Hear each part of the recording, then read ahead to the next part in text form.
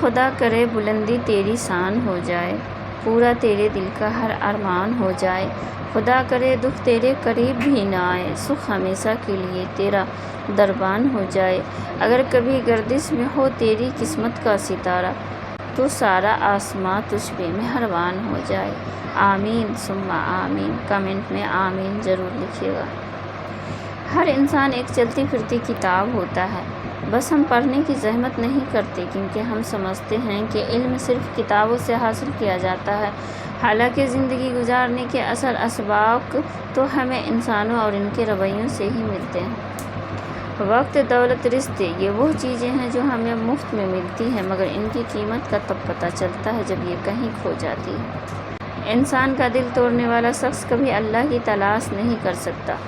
موت کا جھٹکا سب کچھ آف لائن کر کے صرف اچھے اعمال کو آن لائن کر دیتا ہے۔ اختلافات کے باوجود کسی سے احترام سے پیش آنا کمزوری نہیں، بہترین تربیت اور خاندانی ہونے کی دلیل ہے۔ گناہگار تو شاید مانگ لے معافی، حساب پارساؤں کا مشکل ہوگا۔ یہ دنیا منافقوں کی جنت ہے، یہاں وہی کامیاب ہے جس کے دو چہرے ہو، لیکن یہ لوگ ہمیشہ بے چین رہتے ہیں۔ مخلص تنہا ضرور ہوتا ہے مگر ہمیشہ پرسکون رہتا ہے۔ اے اللہ، مجھے آنے والی بہترین دن عطا فرما اور میرے نصیب میں ایسا لکھ دے جس سے میرا دل خوش ہو، مجھے ذہنی سکون عطا کر اور میرے معاملات کو آسان کر دے۔ آمین ثم آمین۔ الحمدللہ کہنے کی عادت ڈال لو کیونکہ اللہ شکر گزاروں سے بڑی محبت کرتا ہے۔ دھوپ میں باپ جلتا ہے اور چولہے پہ ماں جلتی ہے، تب جا کے اولاد پلتی ہے۔ رب سب کے والدین کو سلامت رکھے۔ آمین۔ ہم برے تھے، برے ہیں اور برے ہی رہیں گے۔ فکر تو وہ کرے جو بولتے کچھ ہیں، کرتے کچھ ہیں اور ہوتے کچھ ہیں۔ رب ناراض ہو جائے تو روٹی نہیں چھینتا، سجدے کی توفیق چھین لیتا ہے۔ یا اللہ ہم سب سے راضی ہو جا۔ آمین۔ نظر انداز ہونا شروع ہو جائیں تو کنارہ کشی کر لیں، وضاحت آپ کا کھویا ہوا مقام واپس نہیں لا سکتے۔ سانپ سے نہ ڈرو کیونکہ سانپ سرعام ڈستا ہے، ڈرو ان کم ظرفوں اور منافقوں سے جو اپنا بن کر ڈستے ہیں۔ تم کسی کے ساتھ بھلائی کرو، تمہیں اس کا بدلہ برائی کی صورت میں ملے تو سمجھ لو کہ تمہاری نیکی قبول ہو گئی۔ انسان کا سب سے بڑا دشمن اس کا اپنا دماغ ہے، پکڑ پکڑ کر وہ لمحے یاد کرواتا ہے جو سب سے زیادہ اذیت دیتے ہیں۔ حاسد مزاج لوگ ان کتوں کی طرح ہوتے ہیں جو ہر اس سوار کا پیچھا کرتے ہیں جو ان سے تیز رفتار ہوتا ہے۔ انسان اور جانور۔ حضرت علی رضی اللہ عنہ سے پوچھا گیا کہ جانور اور انسانوں میں کیا فرق ہے؟ آپ نے فرمایا جو اپنے لیے سوچے وہ جانور ہے اور جو دوسروں کے لیے سوچے وہ انسان ہے۔ مطلب پورا ہونے کے بعد خوبیاں بھی خامیاں بن جاتی ہیں۔ اگر آپ کا پڑوسی دیوبندی، بریلی یا اہل حدیث، شیعہ یا غیر مسلم یا کچھ اور ہے تو اس کا حساب وہ خود دے گا، لیکن اگر وہ بھوکا، تنگ دست اور پریشان ہے تو اس کا حساب آپ کو دینا ہوگا۔ کردار میں تھوڑی سختی بھی رکھیے کیونکہ جس تار میں کرنٹ نہیں ہوتا لوگ اسے منہ سے چھیل دیتے ہیں۔ انسان تنہائی پسند تب ہونے لگتا ہے جب لوگوں کی حقیقتیں کھل کے سامنے آ جاتی ہیں۔ جب تمہارے گھر میں رزق میں تنگی محسوس ہونے لگے تو اپنی بہنوں اور بیٹیوں کو دعوت پر بلایا کرو۔ رشتے وہی خوبصورت ہوتے ہیں جن میں احساس کا جذبہ ہو، کیونکہ ہمدردی تو ہر کوئی کر لیتا ہے مگر احساس کوئی کوئی کرتا ہے، اور یہ احساس لفظوں سے ظاہر نہیں ہوتا بلکہ انسانوں کے رویے اور برتاؤ سے پتہ چلتا ہے کہ وہ آپ کے ساتھ کتنے مخلص ہیں۔ جہاں آپ کی قدر نہ ہو وہاں زیادہ ٹائم رک کر خود کی توہین نہ کریں، وہاں سے چپ چاپ اٹھ کر چلے جائیں، تنہا رہ لیں لیکن اپنا معیار نہ گرائیں۔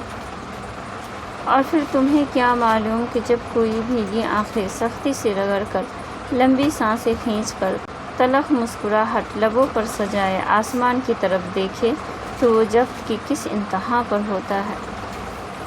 جانتے ہو اذیت کیا ہے؟ اپنی آنکھوں کے سامنے اپنی اہمیت کو کم ہوتے ہوئے دیکھنا اور پھر بھی خاموش رہنا۔ کچھ رشتے اللہ تعالیٰ خود ختم کرواتا ہے تاکہ ہماری زندگی خراب نہ ہو سکے، بے شک وہ جو کرتا ہے بہتر کرتا ہے۔ کسی کی خوشیوں میں شریک ہونے سے اس کی خوشی دوگنی ہو جاتی ہے اور کسی کے غم میں شریک ہونے سے غم آدھے ہو جاتے ہیں۔ کبھی بھی کامیابی کو دماغ میں اور ناکامی کو دل میں جگہ نہ دینا، کیونکہ کامیابی دماغ میں تکبر اور ناکامی دل میں مایوسی پیدا کر دیتی ہیں۔ ایسے شخص کو کبھی مت گنوانا جس کے دل میں تمہارے لیے محبت، فکر، عزت اور چاہت ہو۔ حضرت علی رضی اللہ تعالیٰ عنہ نے فرمایا، جب تم کسی کو اکیلا دیکھو تو سمجھ جاؤ کہ وہ ایک سچا انسان ہے، کیونکہ بھیڑ ہمیشہ منافق کے ساتھ ہوتی ہے۔ مرد کو بنانے کے لیے مٹی فرشتوں کے ذریعے اللہ نے زمین سے منگوائی، لیکن عورت کے لیے مٹی نہیں منگوائی، اس کو مرد کے ہی ٹیڑھی پسلی سے بنایا، اور جس مرد کی پسلی سے وہ بنی ہے وہی اس کا محرم بنتا ہے، وہ اس کے نکاح میں جاتی ہیں، کیونکہ وہ اس مرد کے وجود کا حصہ ہوتی ہیں۔ پرندے جب کھاتے ہیں تو ان کا سر جھک جاتا ہے، اور جب پانی پیتے ہیں تو ان کی نگاہ آسمان پر اٹھ جاتی ہے۔ یہ عاجزی اور شکر گزاری کی خوبصورت مثال ہے۔ اللہ ہمیں عاجزی، شکر گزاری عطا فرمائے، آمین ثم آمین۔ نکاح آدھا دین ہے۔ اسلام محبت کے خلاف نہیں ہے۔ اگر آپ کسی سے محبت کرتے ہیں تو نکاح کر کے اپنی عزت بنائیے، نہ کہ غلط راستے پر چلیں جو دنیا اور آخرت میں ذلت کا سبب بنے۔ ایک اچھا دوست پھول کی طرح ہوتا ہے جسے ہم چھوڑ بھی نہیں سکتے اور توڑ بھی نہیں سکتے۔ اگر توڑ دیا تو مرجھا جائے گا، اور اگر چھوڑ دیا تو کوئی اور لے جائے گا۔ جب آپ وصیت نامہ لکھنے بیٹھیں گے تو آپ کو پتہ چلے گا کہ واحد شخص جس کا آپ کے مال میں کوئی حصہ نہیں ہے وہ آپ خود ہیں، اس لیے جتنا ہو سکے اپنی زندگی میں ہی آخرت کے لیے ذخیرہ کر لیں۔ کسی قبرستان کے باہر لکھا تھا کہ منزل تو تیری یہی تھی، بس زندگی گزر گئی آتے آتے، کیا ملا تجھے اس دنیا سے، اپنوں نے ہی دفنا دیا تجھے جاتے جاتے۔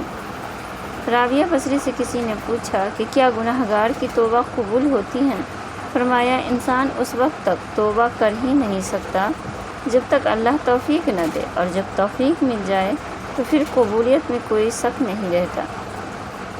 حکیم لقمان نے کہا، میں نے زندگی میں 300 سال مختلف دواؤں سے لوگوں کا علاج کیا، مگر اس طویل تجربے کے بعد میں نے سیکھا کہ انسان کے لیے سب سے بہترین دوا محبت اور عزت ہے۔ کسی نے پوچھا، اگر یہ اثر نہ کرے تو؟ وہ مسکرائے اور بولے، دوا کی مقدار بڑھا دو۔ شیخ سعدی رحمۃ اللہ علیہ فرماتے ہیں، میں پوری زندگی 2 بندوں کی تلاش کرنے پر بھی تلاش نہ کر سکا۔ ایک وہ ہو جس نے اللہ کے نام پہ دیا ہو اور غریب ہو گیا ہو، اور دوسرا وہ ہو جس نے ظلم کیا ہو اور اللہ کی پکڑ سے بچ گیا ہو۔ حضور صلی اللہ علیہ وسلم نے فرمایا، جو شخص دل کی نرمی سے محروم ہو گیا وہ کل کے کل خیر سے محروم ہو گیا۔ کسی کو دکھ میں دیکھو اور اس پوزیشن میں ہو کہ تم اس کا کوئی مداوع کر سکو اور نہ کرو، پھر تم چاہے مفسر ہو، محدث ہو، نیک نہیں ہو، تم عابد ہو سکتے ہو، زاہد ہو سکتے ہو، پر نیک نہیں ہو سکتے۔ کوشش کرو جس چیز کے لیے خود ترسے ہو کوئی دوسرا آپ کی وجہ سے نہ ترسے، پھر چاہے وہ رشتے ہو یا خوشیاں یا سکون۔